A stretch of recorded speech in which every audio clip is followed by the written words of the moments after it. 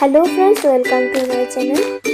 তোমাদের সাথে একটা দারুণ রেসিপি শেয়ার করব। তোমরা কীভাবে বাড়িতে খুব কম খরচে এবং খুব কম সময়ে পিৎজা বানিয়ে খেতে পারো সেটাই আজকে শেয়ার করব। বাজারে গিয়ে এত টাকা খরচ করে না খেয়ে বাড়িতে এটা বানিয়ে খেয়ে দেখো, খুব ভালো লাগবে।